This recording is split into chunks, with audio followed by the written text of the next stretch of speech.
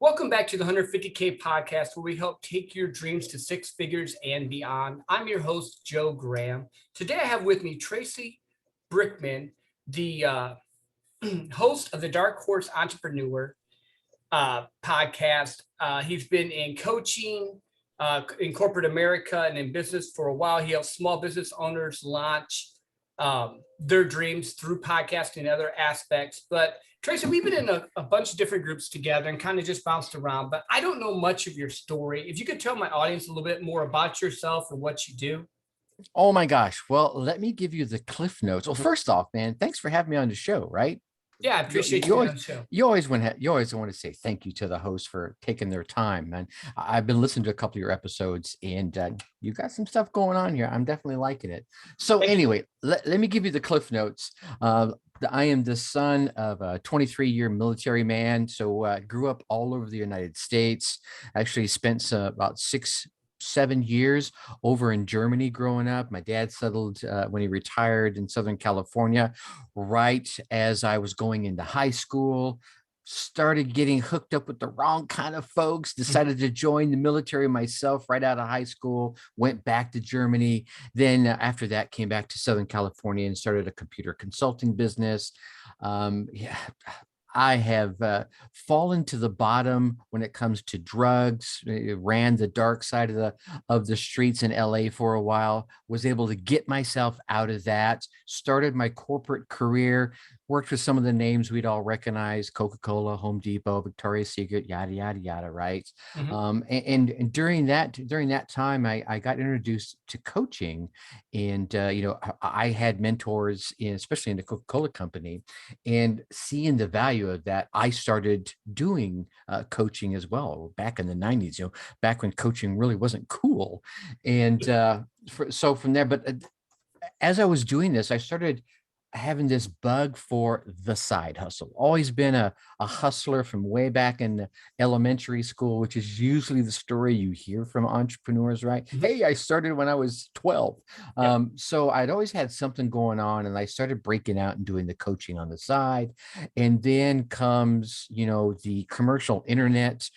Started learning how to make that turn a profit for me, doing ebooks back in the day, doing newsletters, started helping small businesses, get leads and the whole 9 yards. Started, a podcast back in 2007, turned that into a membership, a podcast. So, and we can dig anywhere you want to, right? To fast forward to now, I started the latest podcast, the Darkhorse Entrepreneur, last year. A fellow friend of ours, Zach, Mhm.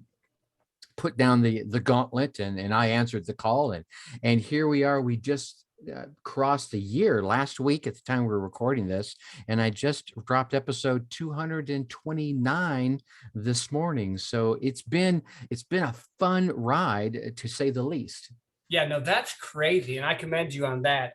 As someone just starting a podcast out, because I started mine in June, that's a lot of dedication, a lot of work, a lot of fun. Because I mean, you get to meet a lot of really cool people Amen. and all with it, and just their stories and all. So let's dig in a little bit here. So you were a coach before it was exciting or the Yeah, thing to be with coaching. right. How did you just like fall into that, or just because of your skill set, people started asking you, "Hey, Tracy, help me out"? How did that happen? It was kind of a combination of things. So during my Coca-Cola days, I got into Toastmasters. And of course, Toastmasters is all about public speaking. And it just gave me this venue to practice being in front of an audience. I never had a problem being in front of an audience. It was all about fine tuning those skills, right? Mhm. Learning to control the flow of your voice and that energy. I remember the first time I gave a presentation in front of the crowd. I had it videotaped, and I watched it afterwards, and I was pacing back and forth like a madman. It was insane.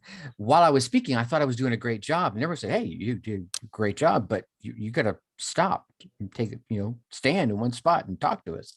Anyway, so as I got into the having a coach, um, I had a bad experience in my life. I lost an 18-month-old daughter. And after that happened, I threw myself into personal development. And we're talking, Jim Rohn, Zig Ziglar, all the names that you would know and love, right? And so I was applying all the things I was learning from that. And then I'm a big fan of the learn, do, teach. So I would learn something and I would go do it in my life and see the positive results in it. Then I would go out and teach it. So I would teach it at these Toastmaster events. I would go, give a speech, and I would use the content that I had been learning and doing as a part of that. And the people would come up and say, all right, how, right? How are you doing this? I actually, at one point, I had 5 promotions in 2 years in the Coca-Cola company. And they're like, you gotta teach me how you're doing this. So actually, I had the first few clients were folks that came to me and said, how are you doing this? And so, brought them in. I'm like, okay, people want to learn how to do what I'm doing, even though there's all these people out there already teaching it. Mhm. No, and that's great. And I think that is something that I've run into along the way. Because, like you said, entrepreneurs, I was a kid selling the cookies. Yeah. I work for a multi-billion-dollar company right now doing sales. Like, that's just kind of what I do. So, with that, when you getting into having people reach out to you, how did you feel the change shift to the online? Was it harder to do for you to like coach and do something instead of having people? I'm assuming in the 90s it's more face to face, maybe a little bit over the phone. It was very face to face and a lot over the phone. Even though I was living down in the Atlanta area, I was reaching people again through the Toastmaster groups, that were down in southern Atlanta or even over in Alabama and as far north as Tennessee. So I would meet these folks at different conferences or different events, and then connect with them, and then we'd do a lot on the phone. The online thing took a while. Obviously, I think the real commercial internet kind of hit hardest in the 90s, and then it slowly began to Mhm. evolve. But I jumped in pretty quick by, started building an email list and building what I back then was a newsletter that I would just send content out for free to all these email folks. And then, the first ebook opportunity, right? I would edit a PDF and created an ebook. And I think I sold it for like $5 for really the momentum to get more emails onto my list. And then when I moved over into the podcasting sphere, what I did is I combined my podcast with a membership model. So what I would do is I would do a short little podcast on Monday, which is about 15, 20 minutes long. And then I would tease what I was going to be talking about on Tuesday, Wednesday, Thursday, and Friday. But for them to get that content, they had to come over to the website and pay the monthly membership fee, which was like $19, right? Mhm. And so that helped me monetize that way back when. So that was the beginning of things. Yeah, is that like a still a model that you're using now, or have you like It kind of is. shifted gears? Or I shifted gears, and actually, because I was getting on the microphone and I was spouting, personal development, lessons. I was going through a couple of years later, I was going through a pretty wicked divorce, and I felt like a bit of a poser. I faced, that imposter syndrome. Here I am getting on a microphone. Hey, here's how you can live a great life. You got to follow step A, B, C, and D. yep. Meanwhile, behind the microphone, my life was falling apart. So Mhm. I literally hung up my microphone for a couple of years because I didn't want to be that guy, right? Mhm. Um, and I probably shouldn't have. I probably just said, been honest and told my audience, dude, here's what I'm going through. So I'm really, grinding it away. So hindsight's always 2020, right? But these days, really, I get on the microphone and I try to tap the brains of folks like you who are doing things that I could learn from. Like I could bring a salesman on. I'm not a salesman, right? Mhm. Those are great skills to have. You could tap that mind and get that mentorship for free, right? They're going to give you an hour at their time. I've had guys like, Zach Babcock come on and Mhm. give his information, and he charged a pretty penny, and David Meltzer will come on, and Tom Watley or Tony Watley, excuse me, and Mhm. they'll just give that hour of content to you for free, which is a great lesson. And then you can bring the other folks in that could use your coaching or services, and you bring them on and you get them on the microphone and you build that rapport during the time you're interviewing them and leading up to it. And then if you find a way that you can help them, well, the rapport is already there. Now you can reach out to them and say, hey, I remember, Joe, you mentioned this and you mentioned that during the interview. I could help you with that. Should we, you want to work together? We jump on a call and chat about that? It makes it a lot easier. And sometimes they just reach out to you and say, hey, I know you do this. Can you hook a brother up? Yep. No, and I've started getting some of that. It makes sense because you're giving a mutual exchange of benefits. So like they want the platform, they want to talk to your people. And then if you have a skill that you can help them with or make them better, most people that come on podcast are, like you said, they're reading the book by Jim Rome or, that's just kind of how that ecosphere works. So here goes back to another thought I had because you mentioned it. What do you do, like a lot of reading still, or for like skilling up and leveling up? Like say someone's just starting and they're just starting, because that's what a lot of these people that listen to my podcast would do. They're just starting their sales career, or maybe they're starting an online business or something like that. What books or courses would you just say, hey, just to start to get an idea, what would you recommend? Oh gosh, there are so many to choose from. And it seems like every time you go to answer that question, there are three more in the hopper. One of the greats for me, one of the ones that really kind of made a changing point for me was a CD set by Brian Tracy called The Psychology of Success. It is so jam-packed with content and information and lessons. And a lot of that he gives, expanded versions on some of these other pieces of content he has. But that one there was kind of they packaged it all up. It's like 6 or 9 CDs, if I remember correctly. And last time I bought it from the Nightingale Conant Company, and I know it's still out there available there. So that is a great one. Lead the Field is another good one, and I'm going to give you some of these more obscure ones because everyone knows about the 10x rule and habit stacking. I get it, right? And I'm a big fan of all of those. But I want to give you something a little more off the beaten path. Lead the Field is another great one. Again, another Nightingale Conant Corporation. And these are some of those older lessons in the Lead the Field, but they're still applicable today. I mean, you're listening to lessons like The Strangest Secret. Being a sales guy, I'm sure you've probably heard that one somewhere in your career. But they're ones that have come out in the 50s, have been maybe molded a little bit through the 60s as he had his radio career. But they were repackaged up into a big lesson package. And they're just phenomenal lessons I think we all need to just bury in our head. Yeah, no, and that makes sense. Because like we all read the different ones. Like right now I'm reading Extreme Ownership by Jocko. I'm going to read Winning by Tim Story. That's my next book. But yeah, I love something that I've learned over my past 15 years in sales is always be learning, always reach out and figure out, because people learn to know stuff that we don't know. So you can shrink time, which is always something I think most entrepreneurs, business owners are trying to do. Absolutely. So, with your new program right now, do you have, and I was looking on your website a little bit, do you have like a focus on helping entrepreneurs and business people do more podcasting, or is it more still in the business coaching realm, or a little bit of both?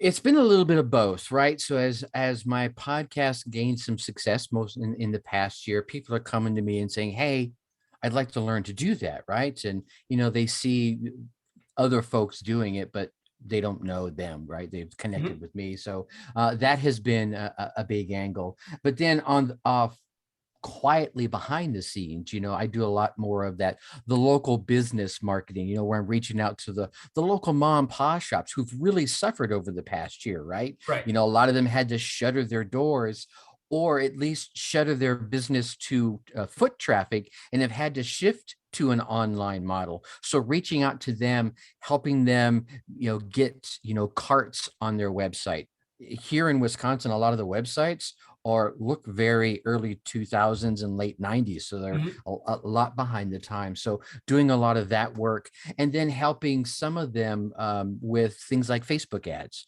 Everyone's like, oh God, Facebook ads, I could lose $1,000. Well, yeah, if you do it wrong, you can. Right. There's a lot of great ways you can do it effectively and get, $1 to $5 leads, especially if you're selling, a service that is 40, 50 to $150. That's an easy It makes exchange for sense. value. Yeah, totally. It makes sense. So, helping them, and in some cases doing it for them. Yeah, no, that's perfect. That's perfect.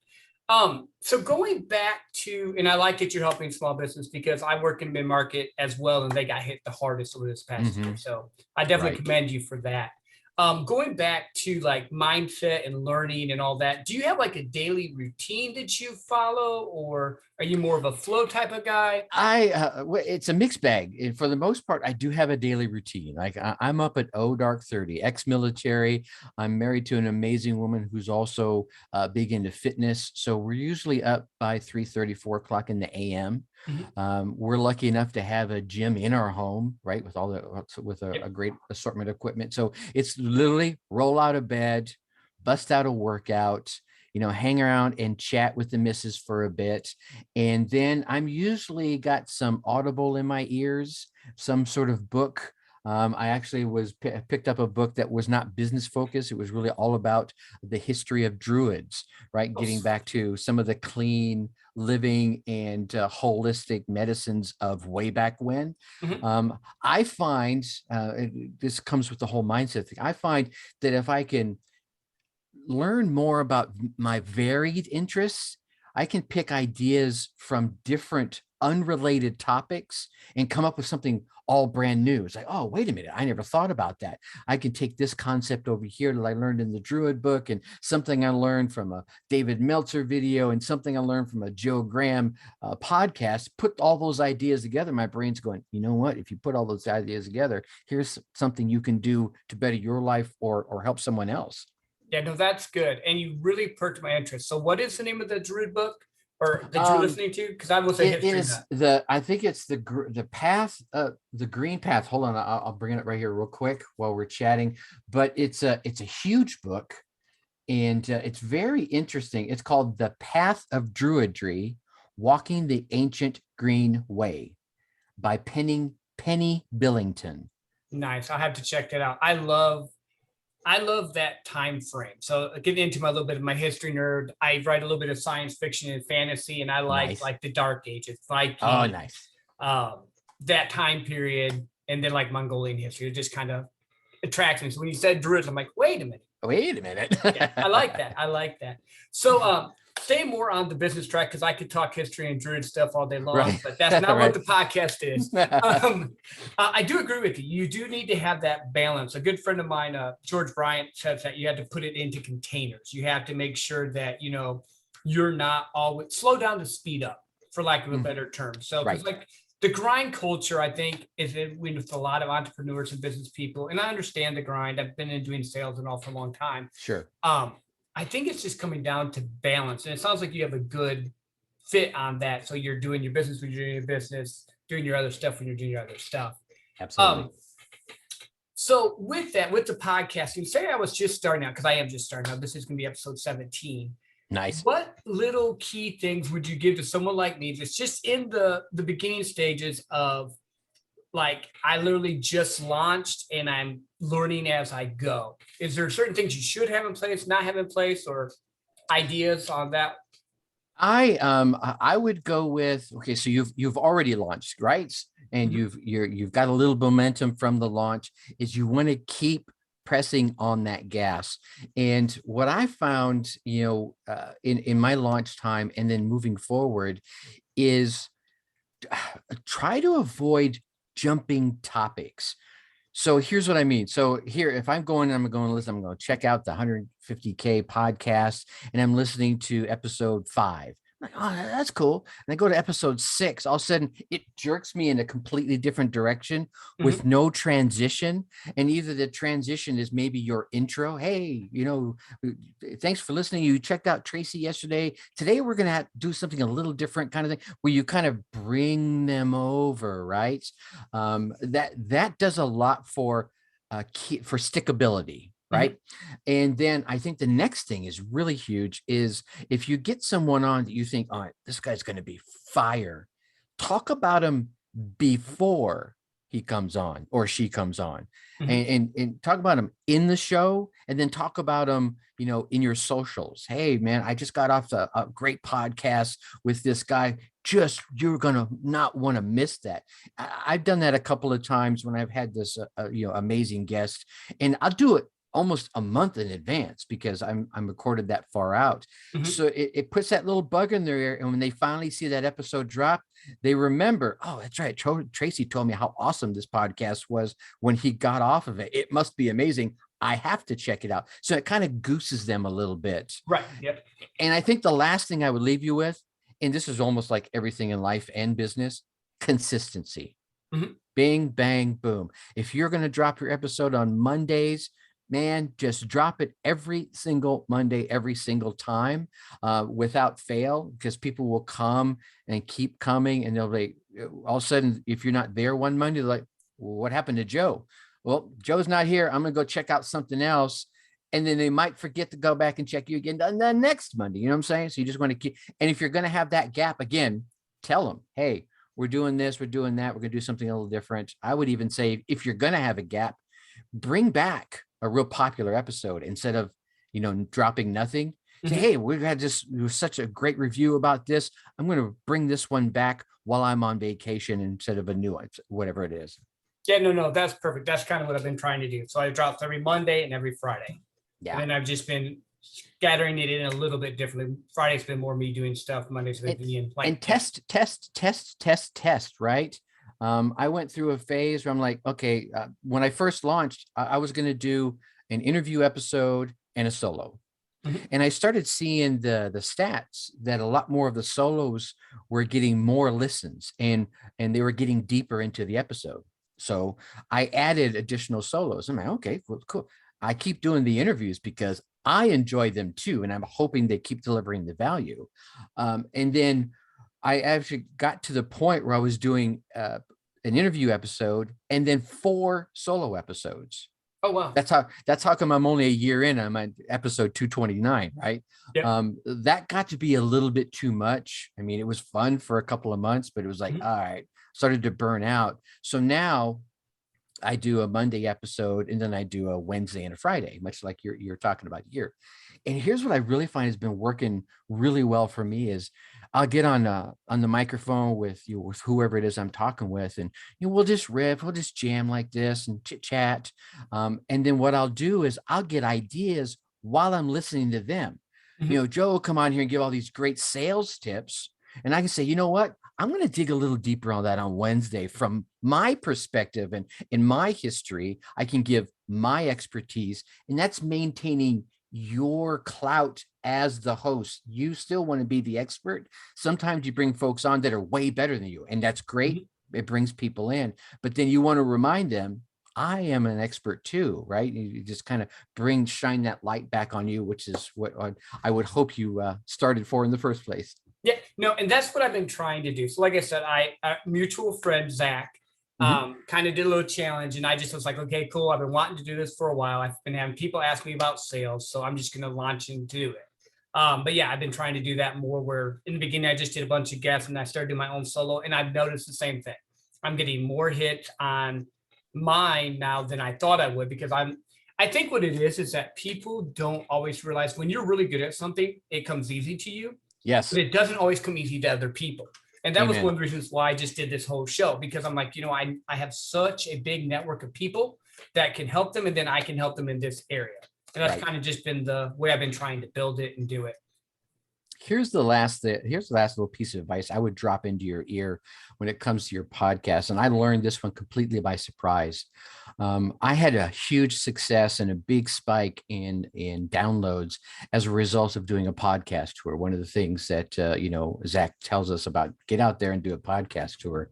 And I did like 20 shows in a very short window of time. It was probably like 2 weeks, Mhm. right? And just the numbers took off. And as a result of doing all that, and I had been doing them previously, but I decided to jam all these in at one time, and I still do them to this day. I started taking those learnings, and I kind of, I'll use the phrase, packaged them up, said, hey, anybody who's in my on my email list who would like to learn about the benefits of podcast guesting, Mhm. Drop me your email down right here. I'm getting ready to put together a course. I put that out there and I shared it on my Facebook one time. This is one time. And right out of the gate, I got like 18 emails of people raising their hand. I want to learn to do this. So Yeah. what I would say with the experience you have, especially in sales, right? So many people are afraid of sales or misunderstand it. Is probably a Mhm. better phrase. You could put together some simple little 27, 97, 47, whatever you want to price tag you put on it. I'm doing this course, right? I'm doing this beta course. And you just put that information out there. People will raise their hand right out of the gate. And as you build the course, or maybe you build it with them, right? Say, hey, it's going to be 27 bucks because it's beta. I want you to tell me what you want to learn, and I'm going to make sure it gets in this course. But you have the first couple of steps to get them going. Mhm. And then you start engaging them. Say, hey, what else do you need to learn? What else do you need to know? And then you add that to the course. Now you have a fully fleshed out course. Then you can go back to the marketplace and say, you know what? Here's what everyone in the market is telling me they want to learn. And here it is. I put it together. They're seeing success, blah, blah, blah. You get testimonials and you Yep. start selling it. Now you're hitting that 150K and change. Yeah. And here's the crazy thing. I'm actually having a free training. So I was kind of doing a beta test, like you said, on August 14th. So I'm actually doing it August 14th. I'm doing a live, high level view on prospecting, follow up, and closing. And I did one post and I had like 12 people reach out to me. I'm like, holy Hey, crap. And I like it just, you don't think about it because when you're good at something, yeah. it's like natural to you. And you just think, well, everyone's good at this. And in reality, everyone has something inside them that they're good at. They just don't always know and that they can share it, and help other people. And it may be that someone else that raised their hand doesn't mean they're not good at it. It means they're still learning. Like we were just talking about, we're still learning. We're grabbing the books. We're taking the courses. We're participating in the masterminds. Just because I take the course on it doesn't mean I don't think I'm okay at it or good at it. I want to get better. Right. And a lot of those folks that raise their hand, they're probably saying, you know what? I want to get better. And I know Joe knows his stuff. Yeah. Yeah. And a lot of them are friends of mine that have seen me do stuff. And I've been doing like you said, the sprinkling, the lives on just a little 5 minutes on, hey, how do you close someone or how do Right. you do follow up or, Yep. Mindset, stuff like that. We're definitely not done, but I always like to do this in the middle. Let people know where they can find you. Sure. The best place to send them would be darkhorseschooling.com. That's the website. All the socials are up there on the upper right-hand side. I'm very active on Facebook, as you know. You'll catch me on Twitter and Instas and everything else as well. And then of course you can link right over to the podcast from there as well. That's perfect. And you're on Apple and Spotify and all the big platforms. All the platforms out there.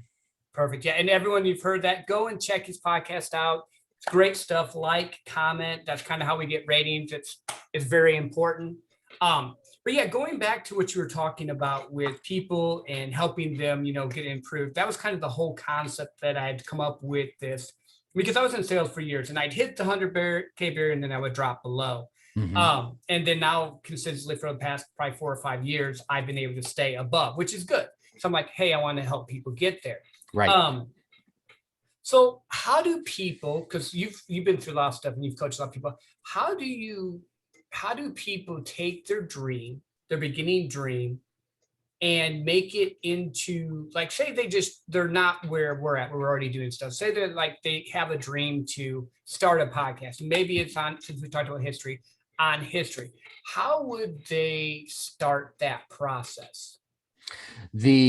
Are we talking about mapping it out? We're going to talk about all the way from the very beginning. They've got nothing going on. Someone's listening to this for the first time. They're like, man, I like that Tracy and Joe are talking about podcasting. I have an interest in XYZ, but I have no idea how to start this out. Believe it or not, for me, I believe step one when it comes to let's stick with starting a podcast is knowing what the end is in mind. Have the end in mind. What do I want to do with it? If it's just to educate, that's cool, right? If it's to, generate some dollars, that's cool too. So if you start with the end in mind, backtracking into what it is you do from it changes a bit. So if I say, you know what I want to do is I want to get clients from my podcast. Okay, well, now we got a different target. So now we're going to do one of two things. We're going to start picking the people who would be perfect clients for us to potentially interview, right? Because then again, you build that rapport, or you target all the content you put out towards those perfect clients, and then you engage them, and then they engage with you. So it's all about starting with that end in mind. And then you can step back and say, and I'll use the what I call the STAR method, which is know your subjective matter. So what it is you want to talk about, right? Have that subject, and it could be a couple of subjects, right? I have three that I kind of focus on, right? And then the T in STAR is who's your tribe, who you talking to, Yep. what, right? I'm going to be talking to the guy on the street, and I'm going to be using the kind of street talk is. If I'm going to be talking to the guy in the office, I'm going to be talking a little bit differently than him. You know, you know what I'm saying? Definitely. Okay. And then your A is where you're going to take them. Where are they going to arrive at? Right. So what journey are you taking them on? In this example here, we're taking you on from zero to hero in podcasting, right? And then finally is the R, is the reason that they're going to resonate with you. Why should they listen to you? Right. I'm going to tell you why you should listen to me. I've been around a little bit, got a little bit of experience, and I am still learning. I'm humble enough to tell you, I'm going to bring on guys like Joe onto my show so that they can share their expertise in sales. But I'm going to tell you what I think in addition to that as well, right? So you've got that STAR going on. Your STAR aim when it comes to podcasting is to have your alluring, inspirational message, AIM.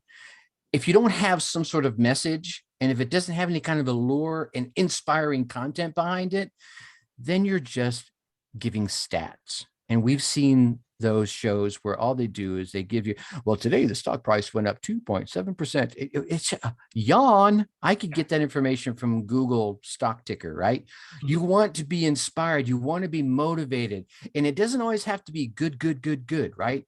I can inspire you by giving you a really sad story.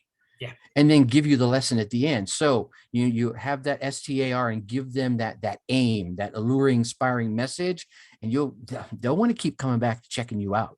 Yeah, no, I agree. I like that a lot. And it's kind of where I started with my podcast. It was like I saw a need and I'm like, wait, I can fix this need. I can tell my story about this need, and I can help people, which is kind of what I think that's the thing that people just get scared because they're afraid to fail. But in reality, failure is not bad. You're just growing and learning. It's not failure, it's feedback, right? Yeah. And the feedback isn't always good, but it's still feedback. It's like data analysis. I got some data, I look at it. Okay, I see the results, and now I either adjust or I repeat the same step for more data.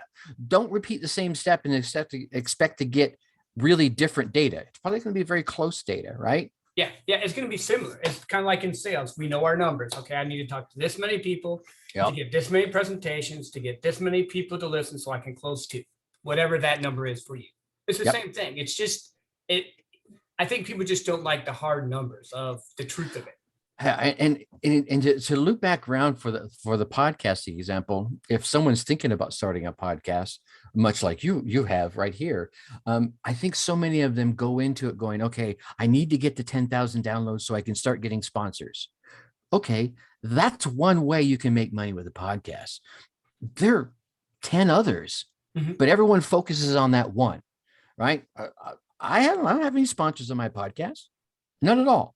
Right. Still make a few dollars here and there. So, I'm happy. And if someone's sponsor came up to me and say, hey, we want to give you some money to advertise this and we aligned, sure, why not? Yep. But as I'm long not as out we there. align. Yep. As long that's it. There's the thing, right? You want to align. Otherwise, you're going to come back. We're going to alienate our audience. You're going to go, I don't want to listen to this anymore. Yeah. No, I agree 100%. I agree 100%. I mean, there's a bunch of different ways, like I've heard, from like affiliate marketing to selling courses to sponsorships to whatever. And I think it really depends on what you're trying to do with the podcast. Some people, that's their whole game. Other people, it's more of a mission. Like for me right now, it's more of a mission. I want to help people get better at sales so that they can either A, make their business better, or B, get better at sales and provide for their family. That's just kind of the thing there. You see, and that's the great thing of what I heard you just say, and people need to keep that in mind. Is there's a subliminal message in there. You're coming at it from an angle of service. Mhm. right? You saw a gap in the market, and any good entrepreneur is going to get out there and say, I can fill that gap. I can serve my people by filling that gap. Either it's a knowledge, a product, or a service. I'm going to get out there and I'm going to fill that gap. And you're going out there with this free content, and now all someone's got to do is pick it up and go run with it. And they're going to like, oh man, that was awesome. Or they can say, you know what, Joe, I need to pick your brain some more. They're going to raise their hand and say, I need you to teach me stuff. Mhm. And then that's where you can come in and you can do the coaching and the different stuff there. Yep. But then it's selling without selling. People just don't always realize that that's really what you're doing. You're bringing Exactly them. right. I mean, that's what we're doing 100%.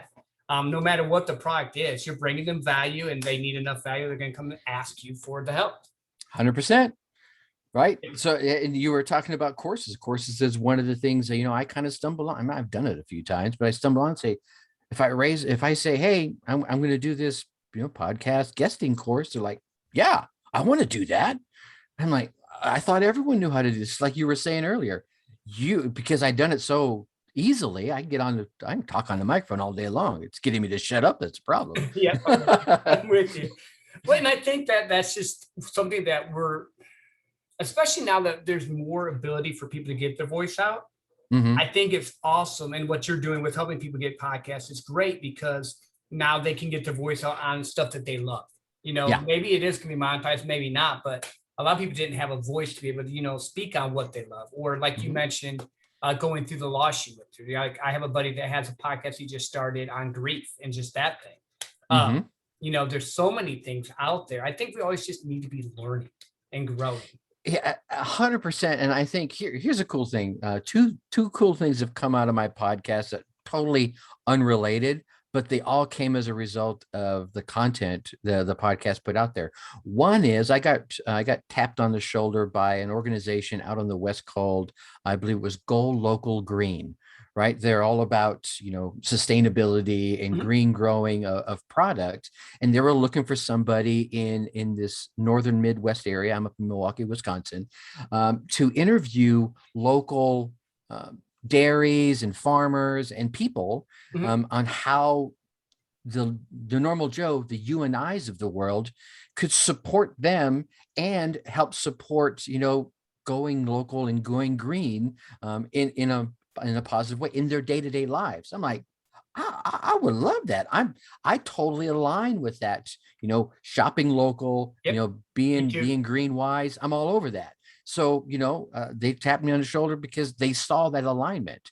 And then a couple of weeks ago, a lady who's starting a men's coaching group wanted me to lead their men's coaching because they kept listening to my podcast, and they reached out to a friend and said, hey, we're looking for a guy to run this coaching group. Who do you know? And they instantly said my name. Mhm.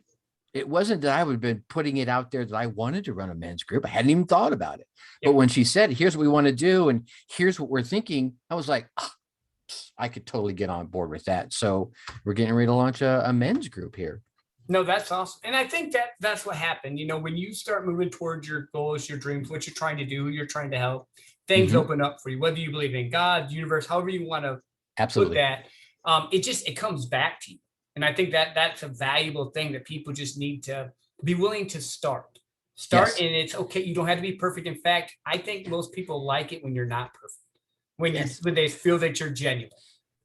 100%. Yeah. Get out there, take those first stumbling, bumbling steps, right? Remember, we were all babies. We learned to walk. We didn't learn right away, right? We fell down, bumped our heads, skinned a knee, whatever. Yeah. Jumped out of trees when we got a little bit bigger. Now look at us. We're running now. Yes, definitely. So going back to the learning thing, because I have this one question. I know you've listened to my podcast that I always like to ask. So Okay. if Tracy, if you could go, you can go back in time as far as you want to go. You can go forward in time as far as you want to go. You get to go for 1 year, and you can meet anyone you want, and when you can think of, and you get to learn from them for an entire year, and then come back to this time. Where would you go, and what would you learn? Oh my goodness. This is a tough one because I only have to pick one, right? Right. Yeah. Sorry. Yeah. Believe it or not, because of who it is, I'll pick this one person, and it would be Bruce Lee. And it really not for the martial arts, although I'm a big martial arts fan, Mhm. movies, and I've studied it since I was 9. But it was about his psychology and his way of thinking and the way he faced adversity coming, from overseas into Hollywood, Mhm. I mean, he got so many no's, and his nose, well, a lot of people turn their nose up at him because of his Asian descent. We're Mhm. talking what, the 60s and 60s and 70s here. 70s. Yep. Yeah, so there was a lot of a lot of racism against him, and he fought both sides, not just us Anglo Americans. His own people were against him as he was trying to teach the art and the philosophy that he loved to the Guaylo, to us, Right. Right. right? And Yep. so now there he was getting it from both sides, but he still maintained this philosophy about life that was so positive and so, I'll call it, flowing. Mhm. And I learned a lot of it from his books early on, the Taoji Kondo that came out, gosh, about the early 70s, mid 70s it was. And it hooked me. And then anything that had more than just the martial arts, any of its philosophies, man, I was devouring it. So being able to hang around him for a year to Mhm. get even deeper in there to that, call it that, like you were talking about, the God, whoever you believe in, that metaphysical flow that he was able to get himself into, that would just be gold. Yeah, no, that would be cool. Like I've watched a lot of his movies. I love Asian movies. I like watching them in subtitles. That's like just another little thing of mine. I'm like all into like Korean movies and stuff. But yeah, no, like his story was crazy, and just Isn't what it? he went through, and yeah, yeah. Yeah, I was reading the book by Shannon Lee, his daughter. It's called Be Like Water. You might want to check that one out. Mhm. She has taken a lot of his philosophies and distilled them down with stories that she gathered from all the movie stars and all the people, of course, her own personal history as well. And it's just it's a treasure trove of good philosophies of life. Yeah, no, no, I will. I love reading. I actually just put a post up in a couple of groups saying on my page about the books I'm reading now, and tell me more books because I'm always trying to learn from different angles. And like you, I don't just read like business books. I'll read 5 years Yeah. fantasy stuff. I read, like, my wife is all into like, more of the natural old school type of healing stuff. We eat Thank clean, yes. like grass fed beef. Like we just try to be more Yes. as much as possible. Um, so I always like to do a quick lightning round. This is just like one answer type of thing. Sure. Um, are you a mountain or beach person? Now I'm a mountain person. Yep. I used to be a beach person. I'm a mountain person Yeah, I now. used to be. I was Southern California, so you'd find me on the beach surfing just about every weekend for the longest time. Yeah, definitely. Puppies or kittens? Puppies, Money or legacy? legacy. Yeah. I have not had anyone say money yet. Now, when I was younger, I would have said money, 100%, because when I was young, I See, wanted to. But now that I've gotten a little bit older, and I'm like I was telling, I can't remember which guest it was, but I was talking with him. It might have been Tim Kaiser, the guy before you. But once you get to a certain level, you can only buy so much. You can only do so much. Then hmm what do you have? yeah, and it's the experiences that come with that too, right? Money. Hey, don't get me wrong, right? We all like money. Money's Oh yeah. good, like Zig Ziglar says, it's ranks right up there with oxygen. Mhm. But money doesn't buy you experiences. It can, but when it comes to those real bonding moments, right? There was no money involved. It was me and my daughter, me and my best friend, or Mhm. just me by myself in thought, right? Those moments where you're like, damn, that was awesome. Yeah, yeah. And it was kind of funny because you get to the place where you can start doing stuff. So, like, we went to Kauai, Hawaii in May, and I Hmm. got to do, and I've been to Hawaii before, it was great, but I got to do a Zodiac boat tour that my friend that was there set up. And just getting to do that with my son, it wasn't the fact that it was in Hawaii. It wasn't the fact I got to go into sea caves, which were cool, and like see stuff like, that they did Hollywood movies. It's the fact that I got to do that moment with him. And I think that's the Hmm. thing that I just reiterate what you said. There's times when my wife and I just get to go for a walk for 20 minutes, and I'm happy because Yeah. I'm getting 20 minutes with my wife without the kids grabbing or pulling or, Yep. doing any of that type of stuff. Yeah. Um, so my last question, I like this one just kind of as an ending wrap up thing. say for some reason no one hears anything but this last 3 to 5 minutes, and my guests are like, "Hey, Tracy, what would you do to encourage me to chase my dreams, follow my path, or become the best person?" What would be your words of wisdom to my podcast listeners? Be you. 2 words right there. But when I could say that, let's expand that just briefly.